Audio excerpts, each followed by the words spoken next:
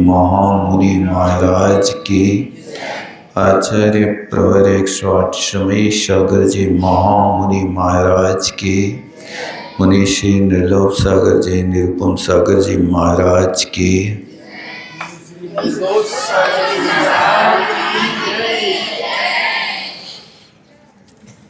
आप लोगों का भोजन का समय तो नहीं हो गया?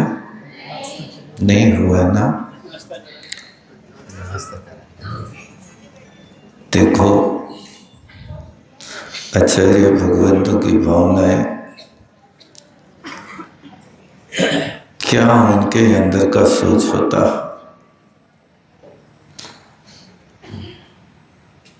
एक बार की बात है कि एक स्थान से एक संत गुजर रहे थे।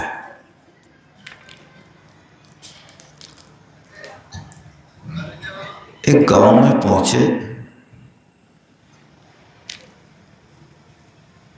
उस गांव के लोग इतने निकम्मे कि संत आए पर कोई घर से नहीं निकला।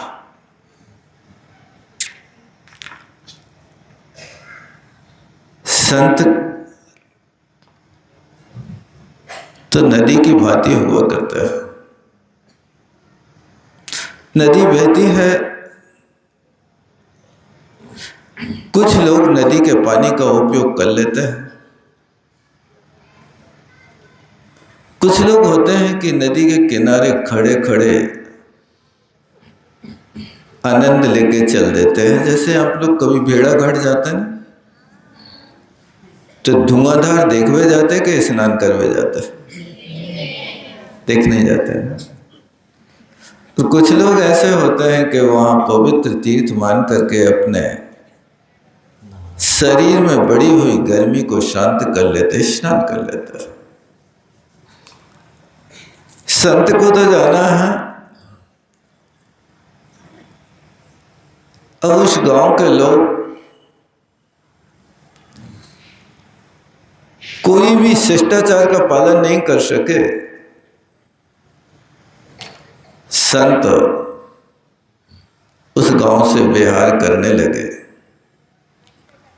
एक व्यक्ति उनके साथ हो गया। अब वहां से जब जाने लगे तो गांव के बाहर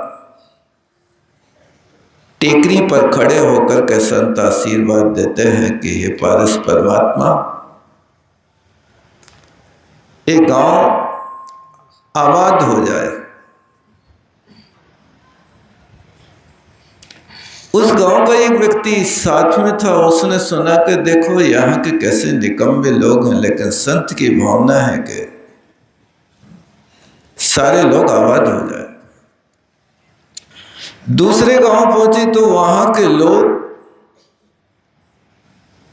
संत क्या आ गए, यानी सोना बरस गया। जैसे कहते हैं ना, जहां से संत जाते हैं वहां सोना सोना हो जाता है, और जहां पहुंचते हैं वहां सोना सोना हो जाता है।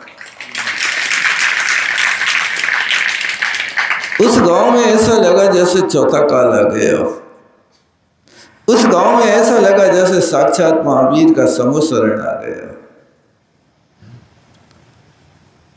बहुत स्वागत किया, सत्कार किया। संत का जब व्यवहार हुआ तो गांव के लोग सामने आकर के लेट गए, महाराज यहां से नहीं जा सकते।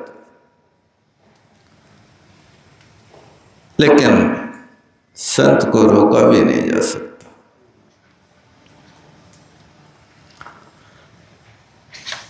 गांव के बाहर पहुंच करके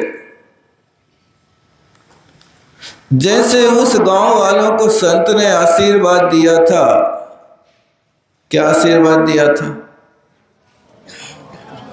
कि इस गांव के लोग आबाद हो जाएं।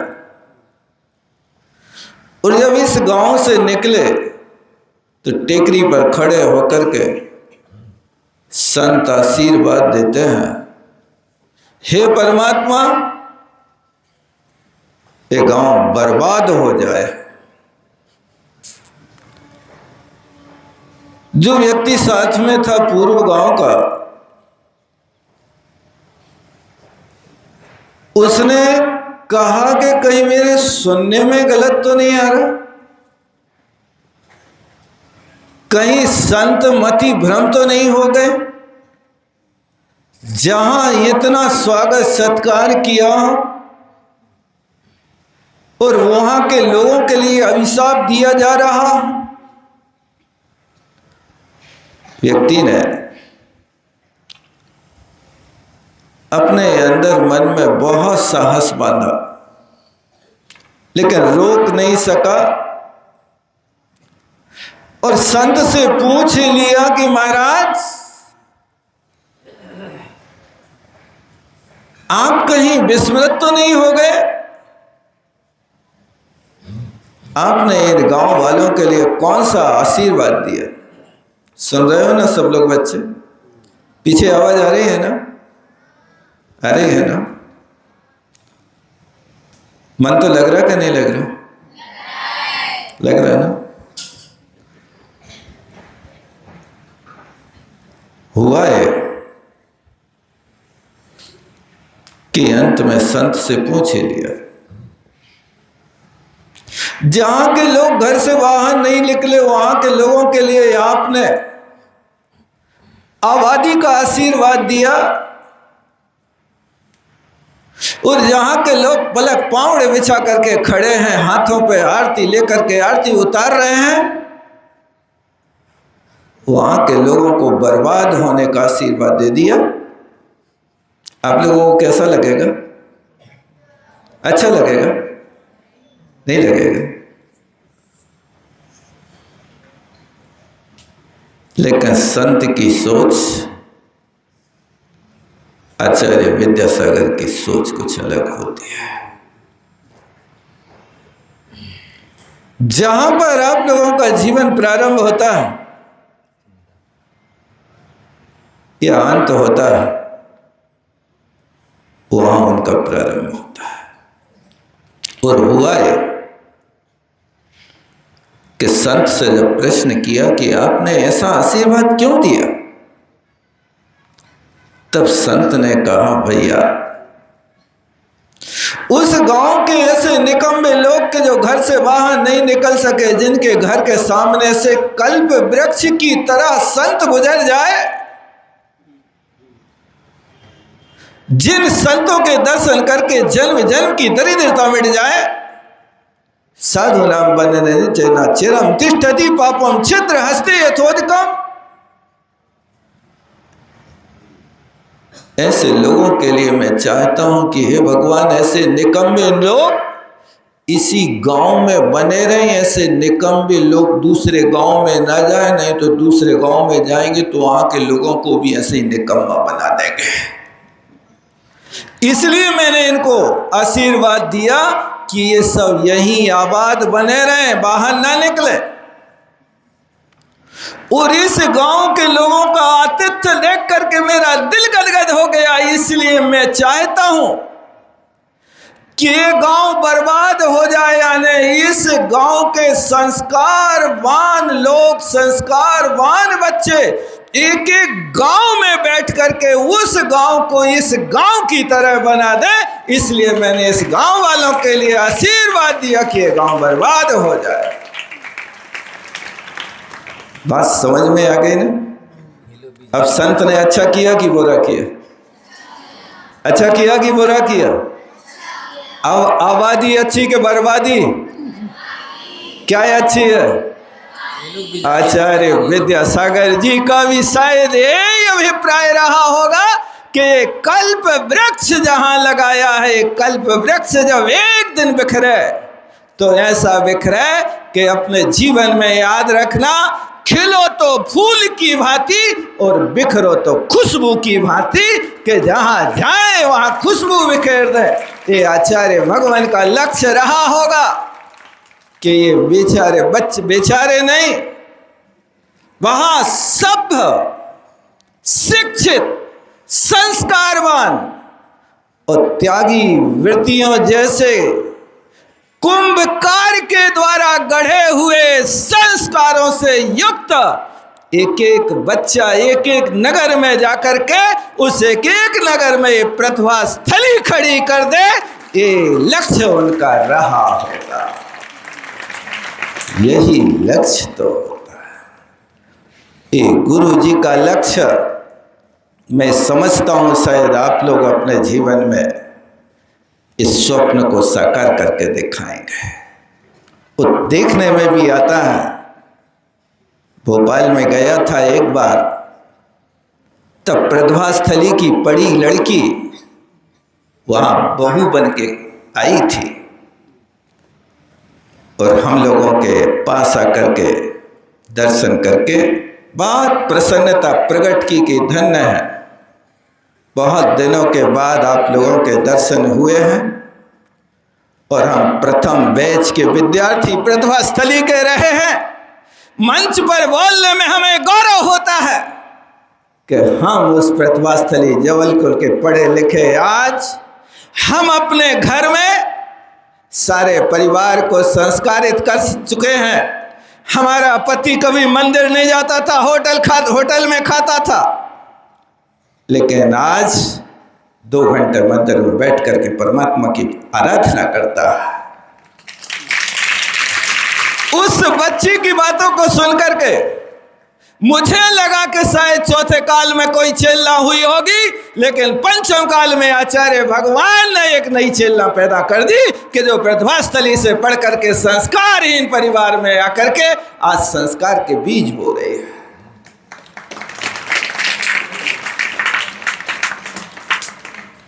वैसे ही संस्कार आगे आप लोगों को भी बना करके रखना। त्यागी वृत्तियों के माध्यम से पाई हुई शिक्षा अकेला डिग्री ले लेने का नाम शिक्षा नहीं है। अकेले पढ़ करके शब्द ज्ञान कर लेने का नाम शिक्षा नहीं है। ज्ञान है, लेकिन जो ज्ञान अनुभव की कसौटी पर खरा नहीं उतरता वो ज्ञान ज्ञान नहीं होता। यथा खर सुन्नन भारवाही भारस्य वेत्ता न तु चंदनस्स। ज्ञान तो है, लेकिन ऐसा ज्ञान है कि जैसे गधे की पीठ पर लदा हुआ चंदन है, उस गधे को सिर्फ भार ढोने से मतलब है, उस गधे को चंदन की खुशबू लेने से कोई मतलब नहीं। उसके शरीर पर चंदन है, चाहे तो जितने घंटे का भार ढो रहा है उतने घंटे चंदन की खुशबू ले सकता है, आनंद ले सकता है, लेकिन भारवाही सिर्फ वो भार ढो रहा है। ऐसा ज्ञान जीवन में आनंददायी नहीं होता। वास्तविक ज्ञान करना है तो हमेशा ध्यान रखना, शरीर को श्रमी बनाओ, मन को संयमी बनाओ, बुद्धि को विवेकशील बनाओ, मन को वात्सल्य पूर्ण बनाओ और आत्मा को अहंकार शून्य बनाओ। याद हुआ? नहीं हुआ? पहला सूत्र, शरीर को श्रमी बनाओ। श्रमी माने पुरुषार्थशील। ऐसा परिश्रम करो, ऐसा परिश्रम करो कि आलस तुम्हारे सामने कभी फटक न जाए। इसलिए शरीर को क्या बनाना? श्रमी। शरीर को श्रमी बनाओ। पीछे के बच्चे सुन रहे ना? क्या कहा? शरीर को और मन को संयमी बनाओ। मन को संयमी बनाओ और बुद्धि को विवेकशील बनाओ और मन को वात्सल्य पूर्ण बनाओ। और आत्मा को अहंकार शून्य बनाओ। याद रहेगा कि नहीं रहेगा? कौन कौन सी 5 बातें हैं?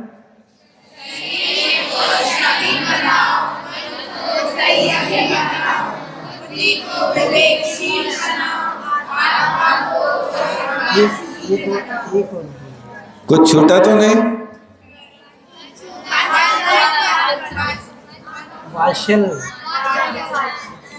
इस साइड के बच्चों को याद नहीं हुआ, नहीं हुआ यार। आवाज नहीं आ रही? आवाज आ रही है? बहुत अच्छा। कोशिश करें शरीर से अपन पूरा का पूरा काम ले। जैसे नौकर के साथ अपन व्यवहार करते हैं ना, 8 घंटे उससे काम लेते हैं, 30 दिन काम लेते हैं, एक बार वेतन देते हैं। ऐसा करते हैं ना, परिश्रम। इसी तरह शरीर को वेतन की तरह भोजन देना, लेकिन नौकर की तरह काम लेना। खूब पढ़ो, लेकिन ध्यान रखो विनय से कभी चूकना नहीं, वात्सल्य करना चूकना नहीं, और विवेक को खोना नहीं। इसलिए शरीर को श्रमी बनाओ और मन को संयमी बनाओ। मन बड़ा बेईमान है। जब तक प्रथवास थली में रहता है तब तक बिना आलू प्याज भटा के अपना गुजारा कर लेता है, लेकिन घर पे जाता है तो आलू ही बड़ा मांगता कि नहीं मांगता? ईमानदारी से बताओ, मांगता ना? मांगता है? घर के मांगता कि होटल के मांगता? घर के ही अच्छे। ऐसा मन को संयमी बनाओ, त्याग करो, मन से करो। तन जाए तो जाए, पर ना प्रतिज्ञा पर कभी मन विचलित हो पाए। त्याग करो, मन से करो, मन विचलित ना हो पाए। आप लोगों से प्यारे बच्चों बहुत सारी बातें करना थी, लेकिन समय थोड़ा है। फिर कभी अपन बैठ करके पुनः चर्चा करेंगे। बस मेरा कहना है कि विद्या चाहिए तो विनय करना, विनय करना। शिक्षकों के प्रति अपना कभी कोई अभिनय ना हो पाए, ये समर्पण है, ये सेवा है। आप लोगों को अध्यापन कराने वाले त्यागी वृत्ति, संस्कारवान, प्रतिभावान और गुरुदेव ने इस तरह से तराश करके आप लोगों के बीच में भेजा है कि जिनकी सिर्फ चर्या से ही जीवन बदल सकता है। इसलिए उनका जीवन जो उच्चारण हो वो आचरण में। आपको संयम की बात कहते हैं तो संयम पर चल करके भी दिखाते हैं। भौतिकता की चकाचौंध से दूर हट करके सारे परिवार का व्यामोह छोड़ करके और लाखों लाखों रुपया की सर्विस को छोड़ करके आज वो समर्पित भाव से गुरु की आज्ञा के बंधन में रह करके हर परिस्थिति में आप लोगों को माता की तरह प्यार देते हैं। आप लोगों को माता की अपनी मम्मी की याद आती है कि दीदी की याद आती है? बताओ किसकी आती है? घर में तो बेटा एक ही मम्मी, यहाँ तो 100 मम्मियाँ हैं। नहीं है? नहीं है? कितनी? 100 मम्मी का प्यार अच्छा कि एक मम्मी का प्यार अच्छा? अरे यार तुम लोग। हाँ तो यहाँ भी तो ये पढ़ाते समय तो ये कही है ना, संस्कार देने वाली। देखो पहले अच्छी तरह से सुन लिया करो, सोच लिया करो, फिर बोला करो, नहीं तो बोल के पछताना पड़ता है। ठीक है ना? ध्यान रखना। माँ का प्यार अच्छा है। सोमा का प्यार है। हाँ देखो, एक बच्ची आई थी, वो आंदोलन कर रही थी कि मुझे तो पृथ्वी स्थल ही जाना, वहीं पढ़ूंगे। क्यों? उसने कहा कि हमारी मम्मी हमें हमेशा टार्चर करती है, हमेशा नोक झोंक करती रहती है। मेरी मम्मी हमसे कहती है कि ये बहुत कम नंबर लाती है, पढ़ती नहीं है, मोबाइल देखती रहती, बहुत सारी शिकायत करती है। लेकिन यहाँ प्रतिभा स्थली में हमें कोई शिकायत नहीं है, हमारे लिए बहुत अच्छा अध्ययन मिलता है, भोजन करने को मिलता है, खेलने को मिलता है। ये सब चीज़ें वो झूठ कह रही थी कि सही कह रही थी? तो क्या तुम्हारी मम्मी तुम्हें टार्चर नहीं करती घर पे? मोबाइल देती 24 घंटे के लिए?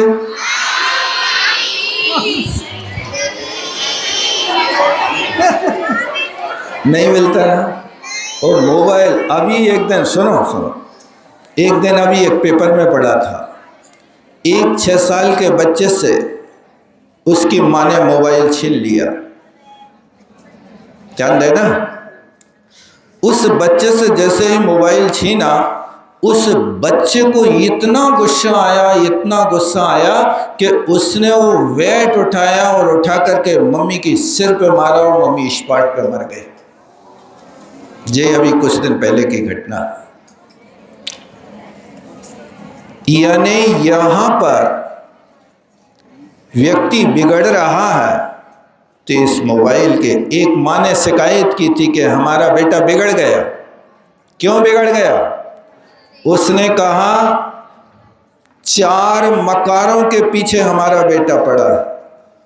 कौन से 4 मकार? मकार 4 होते कि 3? लेकिन उस माँ के 4 मकार थे। मीडिया, मोबाइल, माया और मारुति। उस बच्चे को हमेशा घूमने के लिए मारुति चाहिए और खर्च करने के लिए माया माने पैसे चाहिए और पढ़ने के लिए इंग्लिश पेपर चाहिए और मोबाइल 6 घंटे देखने के लिए चाहिए। तो 4 मकार याद हो गए ना? मीडिया, मोबाइल, माया और मारुति के कारण हमारा बेटा बिगड़ गया। आप लोग तो नहीं बिगड़े? यहाँ अच्छा लग रहा? बहुत अच्छा है। अब इतना ध्यान रखना कि गुरु के गीत जीवन भर गाते रहना।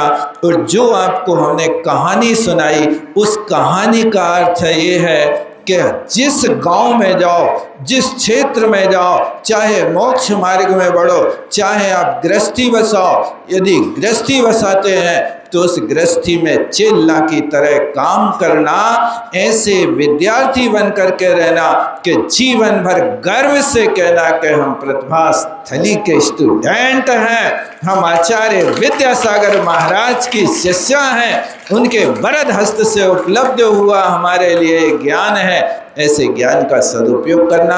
समय बहुत हो रहा है, यहीं विराम लेता हूँ। बोलो आचार्य गुरुवर विद्यासागर जी महामुनि महाराज की। जावाणी के ज्ञान से सूझे लोकालो, सुवाणी मस्तक धर्म सदा देत हूँ धोत। हे जिनवाणी भारती तो जपोंद रैन, जो तेरो शरणागत सो पावे सो। हाँ सबको अच्छा ठीक है।